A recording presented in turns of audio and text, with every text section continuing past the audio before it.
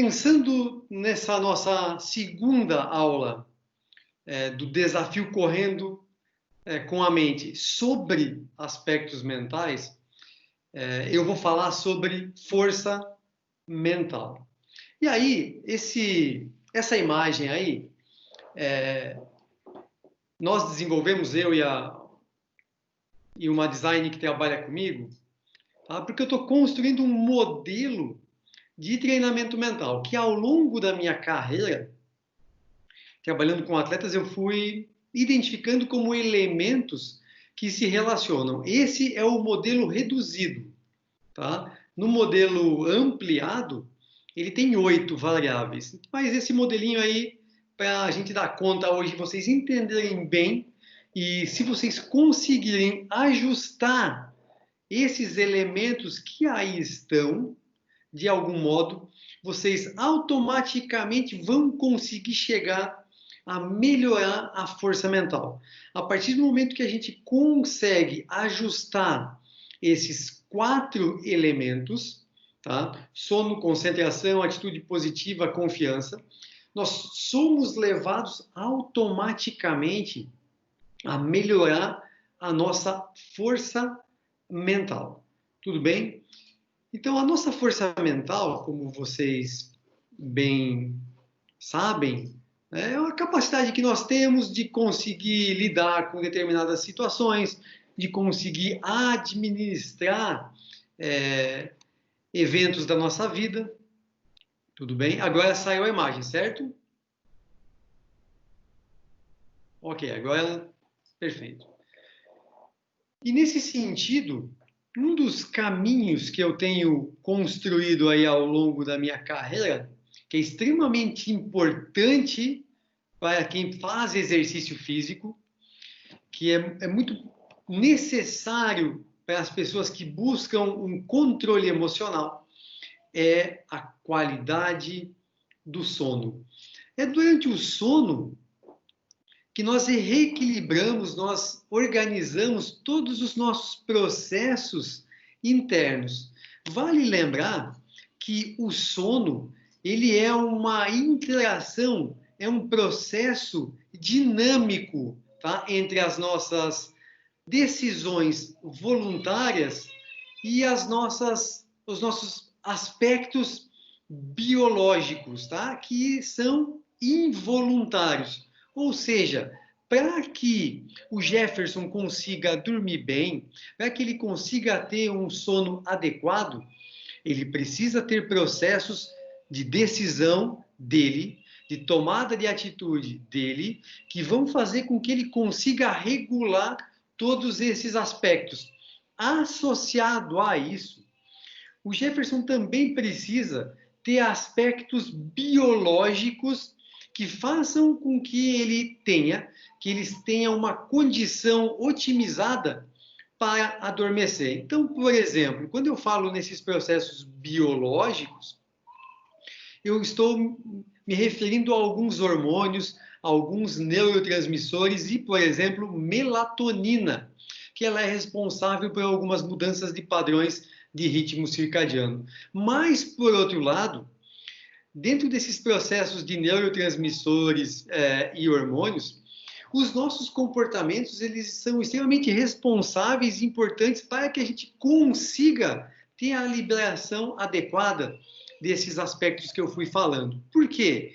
Porque, por exemplo, o exercício físico, e todo mundo que está aqui faz exercício físico, ele é extremamente saudável, salutar e possibilita liberação de alguns hormônios que favorecem os nossos processos que estão relacionados ao sono. Então vejam como dormir ele depende de comportamentos. Então, desde aspectos que vão de eu fazer um acordo comigo mesmo, que a partir das 8, 9 da noite eu não vou mais olhar para o meu telefone celular, eu vou diminuir a luz do ambiente que eu estou, vou tentar controlar situações que me causem estresse, porque o estresse me gera uma ativação, me aumenta a frequência cardíaca e vai dificultar o meu sono, vai aumentar o meu período de latência, que eu vou demorar mais para adormecer. E isso me leva a alguns problemas. Por quê? Porque se eu demorar mais para dormir, se eu dormir, por exemplo, com uma luz ligada, com música, com algumas interferências ambientais, isso reflete de forma qualitativa e quantitativa na qualidade do meu sono. Tudo bem? E nós precisamos ter uma boa qualidade do sono para que eu consiga reequilibrar todos os meus processos biológicos. Porque, vamos lá, é durante algumas fases do sono que a gente consegue reequilibrar alguns dos nossos hormônios. Então, o cortisol que é o hormônio do estresse, e a gente vai liberando ele ao longo do dia, em alguns momentos mais, alguns momentos menos, nós vamos ter essa remoção do cortisol em fases específicas do sono, especialmente naquelas fases mais profundas do sono, né? Então a gente tem o sono REM, que é o sono mais profundo, mas o cortisol ele é removido muito nas fases 3 e 4 do sono, que é aquele sono de ondas lentas, né? Um sono profundo, que vai fazer com que a gente remova o cortisol, que vai fazer com que eu acorde bem, que eu acorde com um nível de estresse menor, que eu consiga liberar, por exemplo, toda a prática de exercício, ela nos gera produtos, certo? Então, o Valdemar que vai correr daqui a pouco, que ele vai sair para dar a corrida dele, ele corre à noite, ele vai liberar produtos, né? Os metabólitos que vão se acumulando no corpo.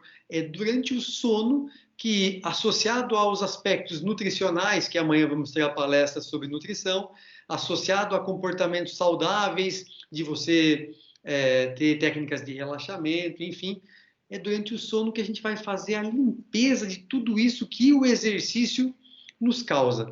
E para isso, para que eu consiga, por exemplo, ter um nível ótimo de atenção e concentração, eu preciso ter uma boa qualidade e quantidade do sono. O National Sleep Foundation, ele recomenda que para adolescentes, então os mais, eu não vou falar de crianças, eu vou direto para adolescentes, tá? Os adolescentes, eles têm que dormir entre 8 a 10 horas de sono por noite. Os adolescentes, eu vou colocar naquela fase ali de 14 a 17 anos, embora atualmente tenham muitos jovens de 19 que ainda estão na adolescência. Já os adultos, e a gente pode dividir os adultos em adultos jovens e adultos, né? Então, de 18 a 59 anos, eles precisam de 7 a 9 horas de sono por noite. Os idosos, aqueles acima de 60, 65 anos, tá? De 7 a 8 horas de sono por noite. Isso não é o Ricardo que acha, isso é o National Sleep Foundation, são os guidelines que apresentam as informações sobre tempo de sono. Alguém pode levantar a mão e perguntar, mas Ricardo, eu durmo 6 horas por noite, acordo feliz da vida, para mim está sensacional. Ok, não existe um número mágico, não existe um número cabalístico que tenha que ser para todo mundo igual. Existem pessoas que respondem de forma diferente. Eu, por exemplo, me sinto muito bem com 6 horas, 5 horas e meia de sono, tá? Eu estou bem. Eu estou muito bem, acordo recuperado, acordo feliz da vida. Eu costumo brincar que eu sou patologicamente feliz pela manhã. Então, eu me sinto bem, é uma característica, isso é muito individual, certo? Então, nós precisamos ter essa clareza de que a gente precisa dormir em tempo adequado. Adequado para a gente. Tem pessoas que precisam dormir mais, tem pessoas que precisam dormir menos. Alguns de nós temos características mais vespertinos, outros matutinos, alguns são mais no final da tarde, início da noite, de características relacionadas à nossa condição. De, por exemplo, tem atleta profissional, que se eu pedir para ele acordar para treinar às 8 da manhã, ele não vai render, porque é uma característica dele. E aí, quando é 9, 10 da manhã, ele já vai estar bem. Por quê? Porque ele tem uma característica de ritmo circadiano que faz com que ele se adapte. Então, veja, eu tenho alunos na faculdade, na universidade, que chegam às 8 da manhã, eles estão dormindo. E não é porque eles não querem, porque eles dormiram mal, não, ele dormiu a noite toda, mas é a característica dele. É lógico que uma noite ruim de sono pode interferir nisso. Então a gente precisa ter essa ideia, ter essa clareza de como a gente funciona, embora a gente consiga acostumar com isso. Mas o nosso sono, de forma bem didática, eu vou dividir ele em duas fases para vocês, tá? Embora a gente consiga dividir esse sono em mais fases. Mas nós temos a primeira fase, que é a fase que nós não temos movimento rápido dos olhos, e esses primeiros estágios, 1, 2, 3, né, e 4, que seria a fase sem movimento rápido dos olhos, nos estágios 1 e 2, naquelas fases bem iniciais do sono, basicamente nós vamos preparar o nosso corpo para a fase 3 e 4.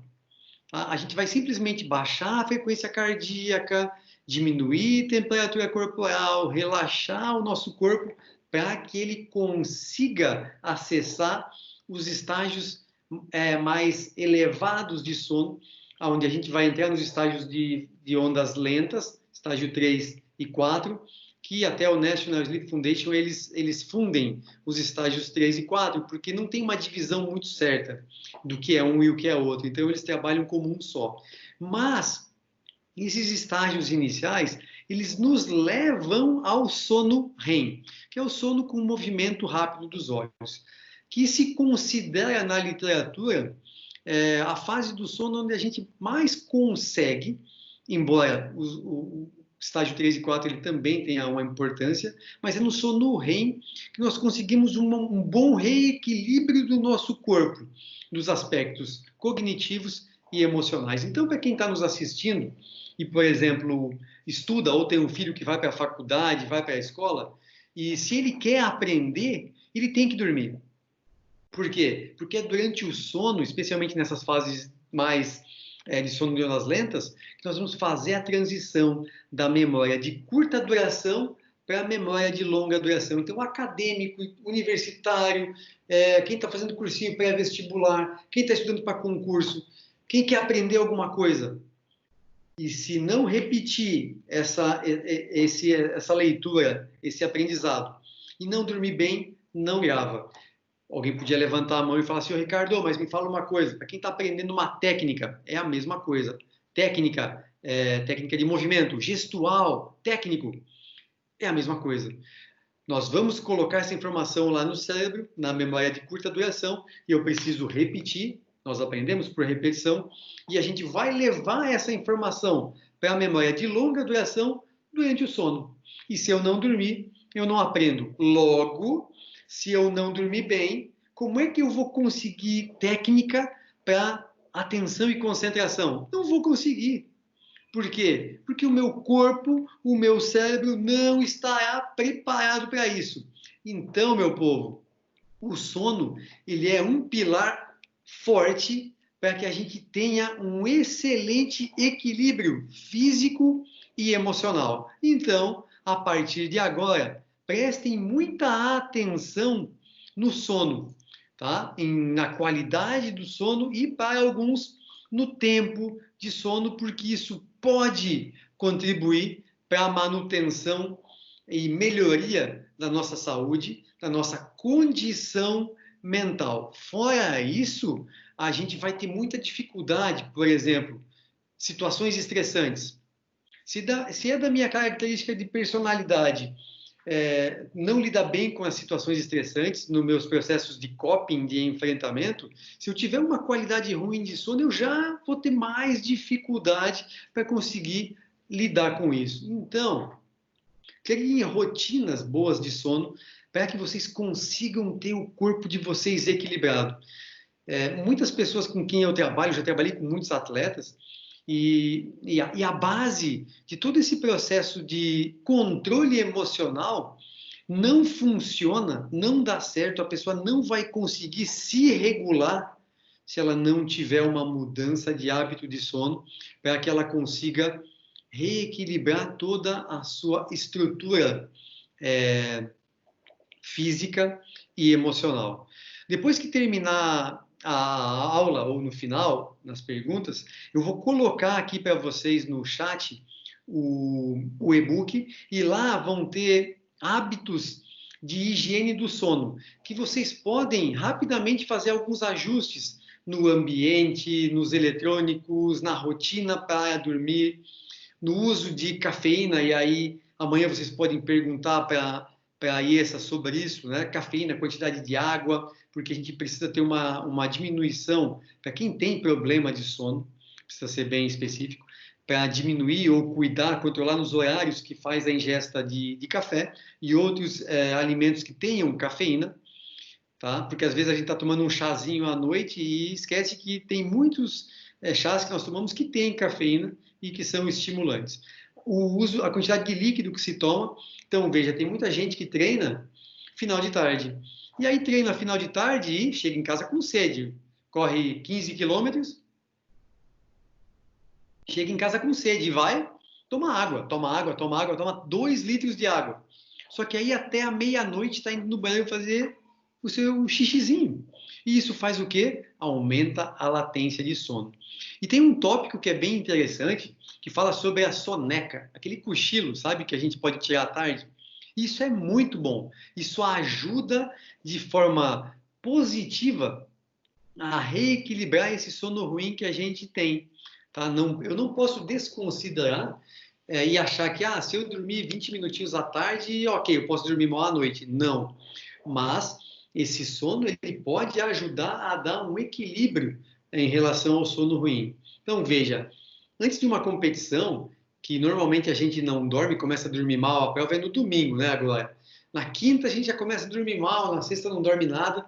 Pô, no sábado à tarde, se você tem um tempinho, dorme 20, 30 minutinhos à tarde, isso já vai dar um equilíbrio. Tem pesquisas que mostram que esse sono ele já é capaz de promover uma mudança considerável na performance, mesmo em pessoas que dormem mal à noite, certo? Então, para partir de uma ideia de treinamento mental, para que a gente consiga reequilibrar todos os nossos aspectos, para conseguir ter condição de se regular, de chegar no próximo passo, que é a concentração, por exemplo, eu preciso ter um sono equilibrado.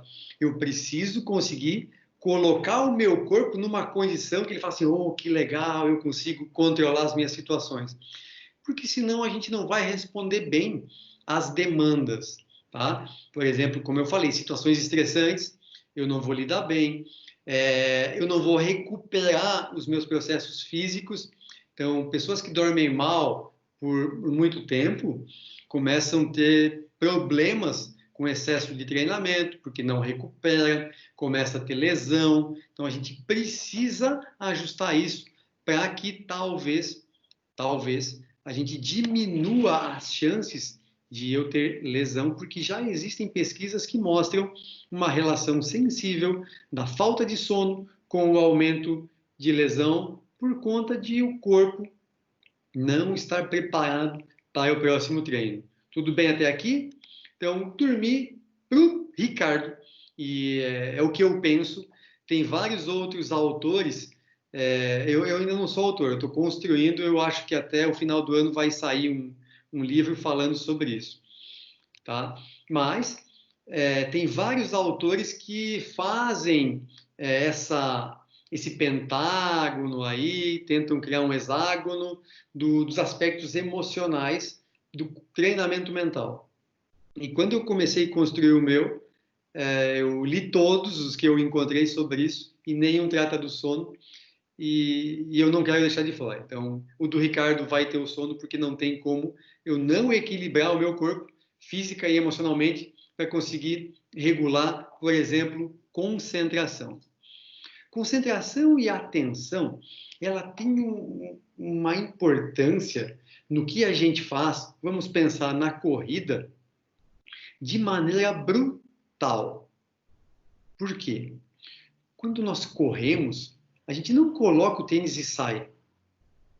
Nós colocamos o tênis, nós nos preparamos, nos aquecemos, criamos rotinas, pensamos no que temos que fazer, planejamos o nosso trajeto, lembramos do nosso treino. E não é só isso. Nós temos mecânica, nós temos respiração, nós temos frequência cardíaca, que nós precisamos alinhar tudo isso para conseguir correr de forma correta, para que a gente consiga desempenhar bem o nosso papel. E aí eu vou sair do treino e vou ir lá para a competição. Lá para aquele momento de domingo, às 8 da manhã, que pode ser às 8, pode ser às 9, vocês escolhem, e vocês vão dar a largada no desafio correndo com a mente. Vocês não vão simplesmente sair correndo. Vocês precisam estar atentos e concentrados no que vocês têm que fazer. Vocês precisam manter uma ótima atenção nos pontos que são importantes. Quais são? Mecânica, respiração, frequência cardíaca, a administração de todos esses processos. Mas, vamos lá. Como é que eu vou manter a minha atenção nesses pontos que todo mundo sabe que são importantes, se eu não sei me concentrar?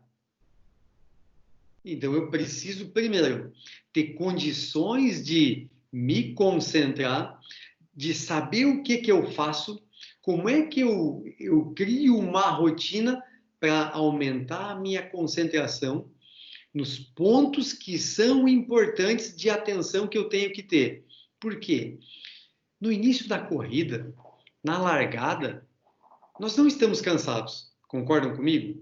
Mas o nosso coração está a mil, a cabeça está viajando, eu não estou nem aí. Eu estou feliz, eu estou eufórico e eu vou. Levanta a mão aí, quantos de vocês já queimaram a largada numa corrida? De sair muito forte e...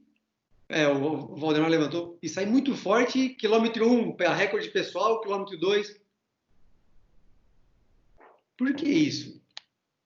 Isso eu falei lá no primeiro dia. Porque falta alguma coisa, falta concentração. Falta você estar concentrado, ter as suas percepções corporais para que você consiga se administrar.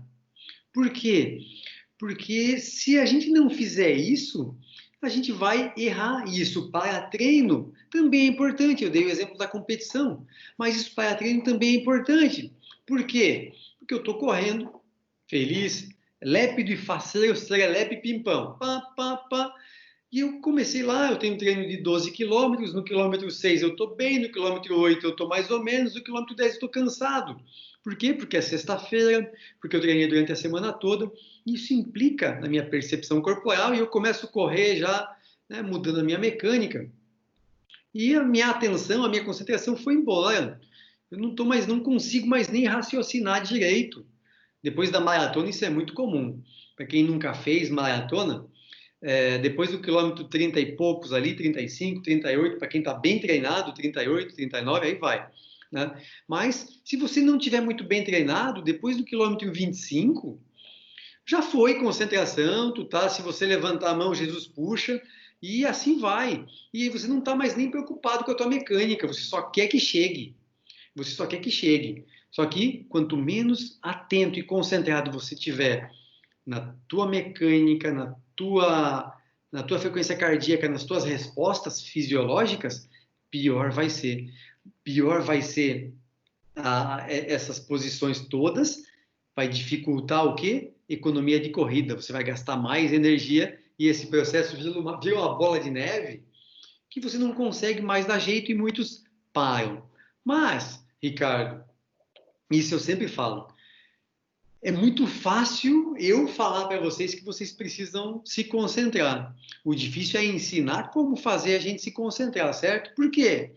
Porque a decisão de se concentrar, de manter a minha atenção no que é importante, pessoal, ela não ocorre porque eu quero, assim, por causalidade, vou me concentrar de novo.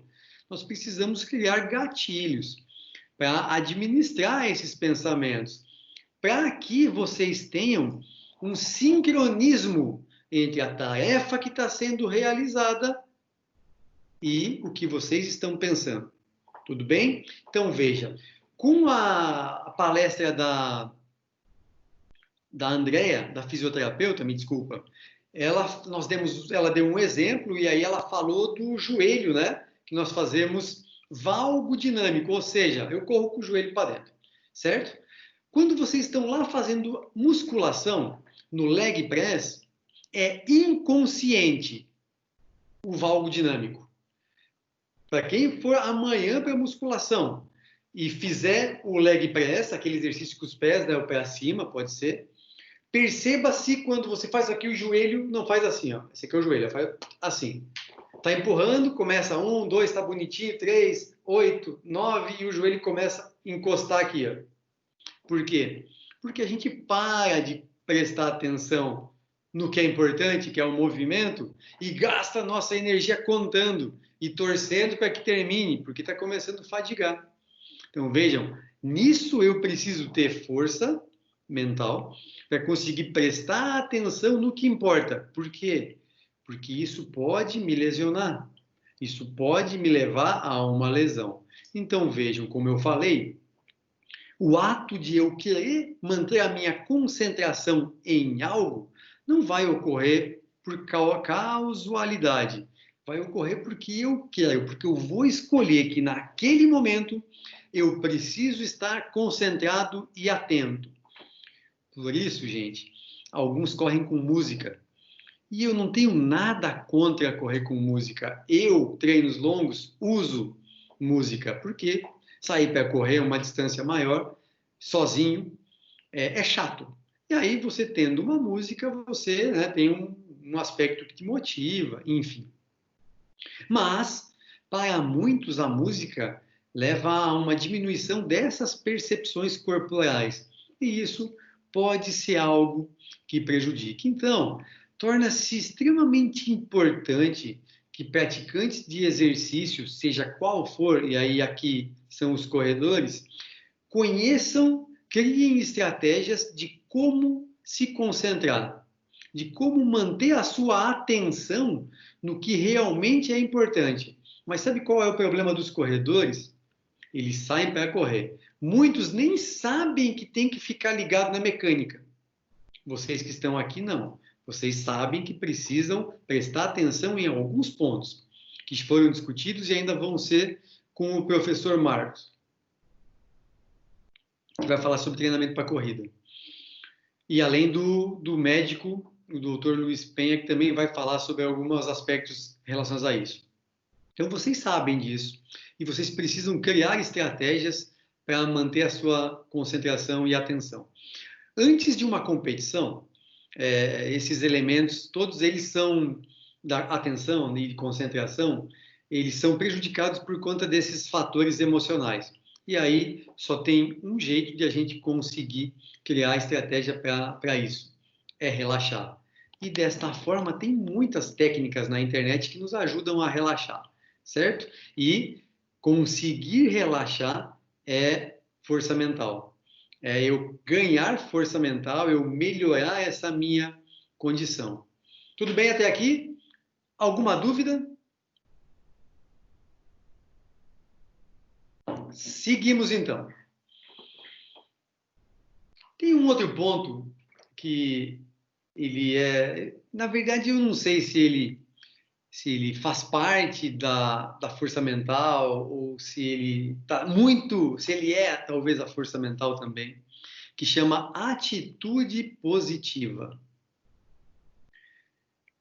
Como é difícil ser positivo nos dias atuais, né? A gente ter essa condição de ser positivo, de ver as coisas positivas, de olhar para tudo que acontece ao nosso redor, seja para treino, seja para a vida, nossa saúde, e conseguir ter atitude positiva. Mas, no e-book que vocês vão ganhar, tem uma frase que diz que quase tudo é possível quando a gente tem atitude positiva. A gente consegue quase tudo. Por que o quase? Porque não adianta eu achar que eu vou escalar o Everest. Por quê? Porque não vou escalar o Everest. Mas eu tenho atitude para isso. Mas eu não vou conseguir escalar. Então, por isso que eu digo que nós conseguimos quase tudo. No esporte, na prática de corrida, no triatlo, em qualquer coisa, manter a atitude positiva, ela contribui de forma significativa para a nossa performance. Vejam, ao longo dessa minha carreira trabalhando com atleta, desde 2006, seleção brasileira de vela, ciclismo, remo, futsal, triatlon, luta, UFC, MMA, jiu-jitsu, eu nunca conheci um atleta profissional que não tivesse desses atletas, desses bons que são vencedores, é claro, né? Que não tivesse um nível elevado de atitude positiva, de pensamento positivo e da próxima variável que nós vamos falar, que vai ser confiança. Então, nós temos que ser fortes, nós temos que usar frases, elementos que façam com que a gente consiga usar das nossas experiências, das nossas boas experiências, dos nossos bons treinos, das nossas boas provas, competições, usar isso ao nosso favor. Então, sabe aquele treino difícil? Aquele treino casca que você fez, que você terminou morto, mas você terminou? Sabe esses treinos aí? É esse que você tem que lembrar. Que você tem que falar assim, puta que pariu, que baita treino que eu fiz aquele dia. Pô, cheguei morto, destruído, não foi o tempo que eu queria, mas eu completei. Isso é o que tem que dar força. Isso é o que a gente tem que usar. Isso é o que a gente tem que usar. A gente tem que aprender com as nossas experiências. Então, veja, nós podemos pegar esses treinos, que foram bons, e fazer um rol, por exemplo, de imagens mentais dessas situações, que fazem com que eu, quando eu pense naquela situação, por exemplo, nessas fotos que estão aqui, quando eu olho para isso aqui, eu lembro tudo que eu passei para chegar aqui com a costela trincada, para chegar ali com a costela trincada, pô, não tem nem o que falar. Isso tem que me ajudar para a próxima prova. Isso tem que me dar força, isso tem que me dar confiança. Então, a gente pode usar isso como técnica de visualização, de eu ver, de eu pensar, de eu refletir. Mas também, nós podemos usar frases, escrever, colocar na geladeira, colocar em lugar que eu veja, frases como, pô, sou um atleta forte, estou melhorando, eu confio, eu acredito em mim. Os erros são feedbacks, eles me ajudam a melhorar. Nós precisamos ter essa condição, nós precisamos olhar para as nossas experiências e ver que a gente conseguiu. O erro de todo atleta é achar que o melhor treino foi o que passou. O melhor treino não foi o que passou. Qual será o melhor treino? Alguém pode me responder aí? Qual será o melhor treino?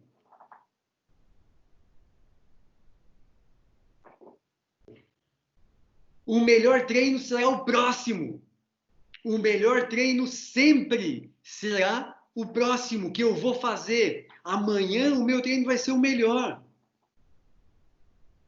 O meu melhor treino não foi o que passou. O que passou, passou. Como diz a música, o que passou, passou, não voltará. E o que tiver que vir, virá, virá. É assim, não é? É isso. O próximo treino será o melhor. E isso me leva ao próximo ponto. Confiança.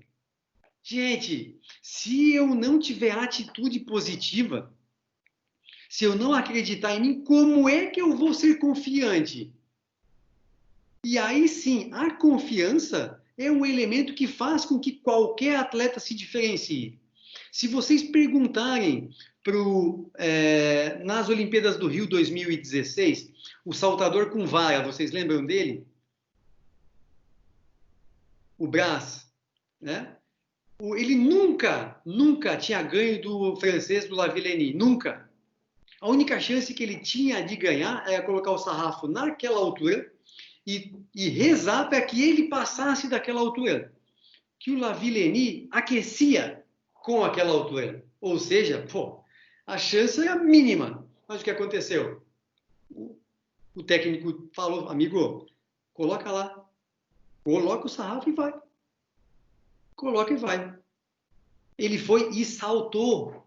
E o que aconteceu com isso? Pô, a confiança dele explodiu, foi lá em cima. Cara, eu nunca tinha saltado essa distância. Nunca saltei. Eu saltei, porra, agora acabou. Acabou. Não tá mais comigo. E o que aconteceu com o francês? Cara, é tranquilo para mim essa distância. Essa altura, né? É tranquilo para mim essa altura. Foi lá e pumba, queimou. Cara, não, mas tudo bem. O brasileiro teve sorte. Queimou.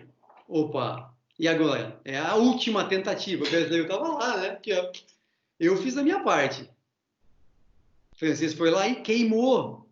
Por quê? Porque a confiança estava com o brasileiro. A pressão estava com o francês. Porque o brasileiro nunca tinha saltado aquela altura. Ele foi lá e saltou. Ele não teria saltado. Ele não teria conseguido se não fosse a confiança dele e que o técnico dele jogou para ele. Ricardo, poderia ter dado errado? É lógico. É lógico. Só que, amigo, amiga, se a gente não arrisca, o segundo lugar ele já tinha. O segundo lugar ele já tinha. Então vejam, o Érico Braz conseguiu um feito por conta da confiança, por conta de ele conseguir colocar um máximo esforço em função de ele acreditar que ele conseguia, de que ele ia ter sucesso naquilo que ele fez. Então vejam, para que eu consiga chegar em algum lugar, eu tenho que ter confiança. Eu tenho que falar assim, não, eu vou me inscrever numa maratona porque eu tenho um ano para treinar. Eu vou continuar na fisioterapia, fazendo o processo fisioterapêutico, porque eu vou melhorar, eu vou voltar a correr e eu vou fazer as provas. E isso vai ajudar. Então a gente precisa dominar essa habilidade, tá? Ou melhorar essa habilidade que é a confiança. A gente precisa ter isso claro. Eu preciso usar isso como uma forma de preparação mental para que eu consiga uma autopercepção das minhas condições físicas me ajudam nesse processo de aumentar a minha confiança. Então não tem como a gente chegar no último ponto, que é a força mental, de eu conseguir ganhar a força mental, ficar mentalmente forte, se eu não tiver um equilíbrio do sono, se eu não tiver nível ótimo de atenção e concentração, se eu não tiver atitude positiva e se eu não tiver confiança. Por quê? Porque a força mental, ela é descrita, ela é uma condição onde nós conseguimos administrar, lidar, trabalhar de forma efetiva com as nossas demandas, de qualquer coisa. Não interessa se é do treino, não interessa se é de uma reunião, não interessa se é de estudar, enfim.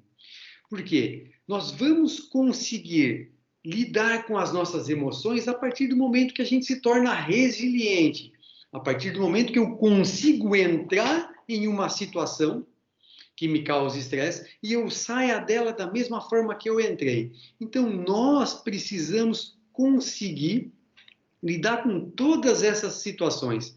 Para isso, eu tenho que ter força mental, que é a chave de um aspecto importante para a força mental: consistência, autodisciplina. Eu preciso ser consistente.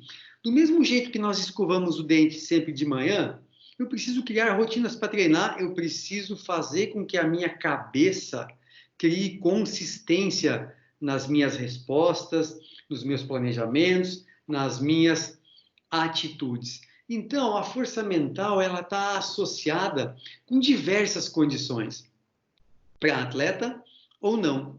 Coragem, competitividade, lidar com a dor, lidar efetivamente com situações adversas. Então, tem gente que tem medo de cachorro e quando sai para correr, essa eu vou falar porque eu recebi uma mensagem essa semana de uma atleta que mandou, escreveu: Ricardo, eu saio para correr e eu morro de medo de cachorro, o que eu faço? Assim, ó, compra um sprayzinho que tem anti-animal e leva-o consigo. Custa cento e poucos reais, mas se chegar um cachorro, você espirra, ele vai sair. Isso vai fazer com que ela ganhe força mental. Talvez ela nunca precise usar o spray. Talvez ela nunca precise usar o spray. Simplesmente dela saber que está ali, já vai dar uma confiança para ela, já vai dar uma força mental para ela lidar com aquela situação. E ela vai ver um cachorro de longe, ela não vai voltar, porque ela sabe que ela tem o equipamento. Claro, tem que ter todo o cuidado, né? Mas enfim.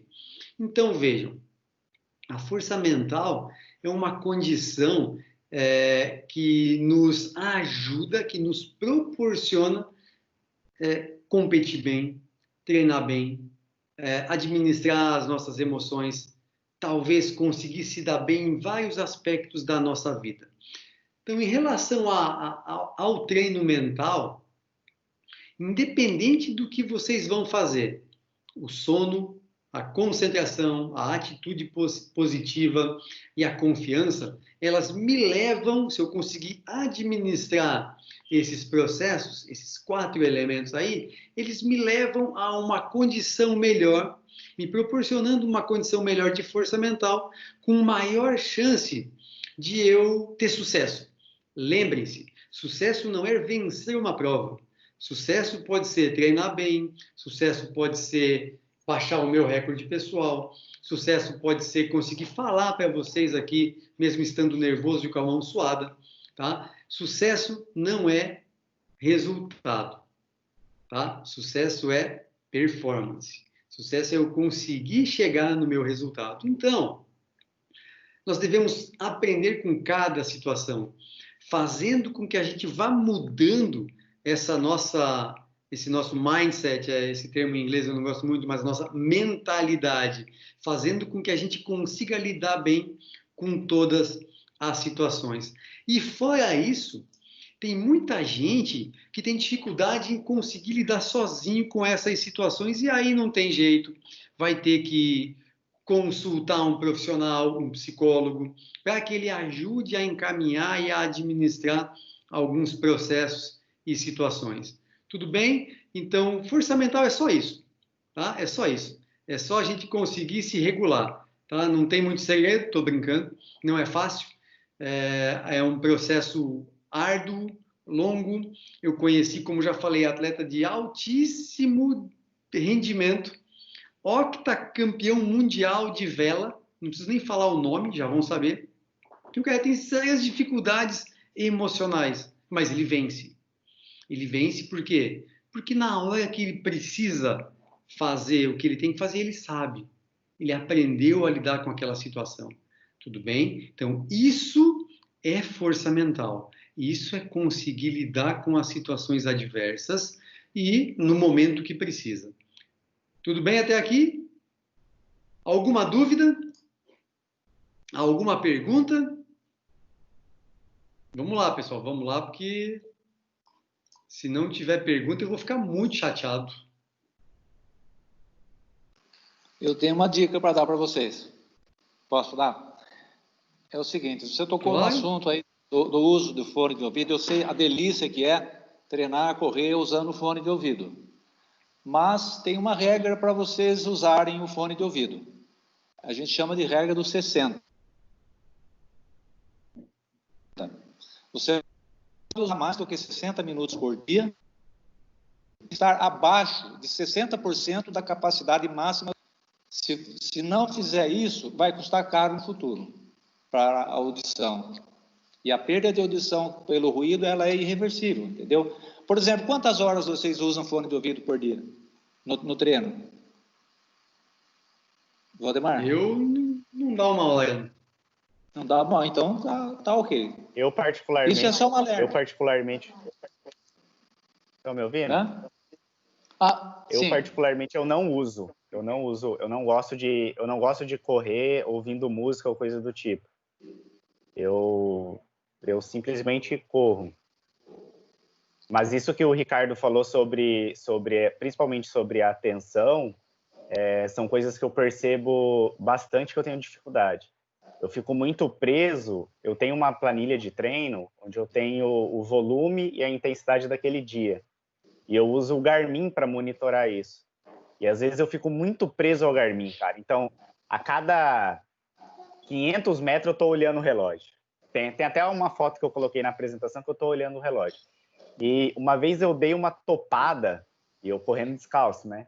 Dei uma topada no asfalto, olhando o relógio, dei uma topada no asfalto. E quando o Ricardo falou sobre essa questão da atenção, eu já vou ter que arrumar alguma estratégia para eu desmamar do relógio, de certa forma. Inclusive, uma outra dica. O fone de inserção, esses que vocês têm dentro do ouvido, ele é mais nocivo do que o concha. O headphone. Isso, de preferência usar o headphone. Ele é menos, ele leva uma carga menor de volume, né, para dentro do ouvido. Em outras situações, também uma eu sugestão. uso bastante. Oi? Desculpa, Valdemar, vai. É que em outras situações eu uso muito fone. Então já vou pegar essa informação e comprar um headphone, também diminuir a quantidade de tempo. Faça isso que você vai ter uma saúde auditiva aí bem longa. Obrigado. E também é importante, tem muita gente que eu pedalo às vezes com fone, mas eu deixo o som bem baixo, tanto para correr quanto para pedalar, só para ter um ruído, porque com o barulho alto a gente perde também percepção de carro, né? E aí você tem mais riscos ainda para quem escuta música alta de fazer uma curva e dar de cara com um carro ou alguém, não sei. Mas é isso aí. Pessoal, eu já coloquei ali no chat da reunião o link para vocês baixar do 5 Passos para o Sucesso, onde fala de todas essas variáveis aí. Mais alguma pergunta? Ricardo, eu quero agradecer e também te parabenizar pela palestra de hoje. Acho que você passou informações de extrema importância e que muitas vezes passa despercebido. Durante a sua fala, eu fui me colocando em muitas situações, sabe? E esse material me ajudou muito. Ouvir o que você falou aqui hoje, eu acho que muitos detalhes do que eu vou aplicar no meu treino vão ser alterados. E vou comer esse e-book com farinha aí. Já estou ansioso para ler ele. Que bom. Tomara que aproveite. Que bom que se eu pude ajudar de alguma forma, eu fico feliz. Que esse é o nosso papel, né? E que bom que a gente tem o contato do autor também, né? Precisando, se tiver alguma coisa errada, escreve. Não, escreve para mim antes de publicar na internet. Parabéns. Valeu. Pessoal, mais alguma questão?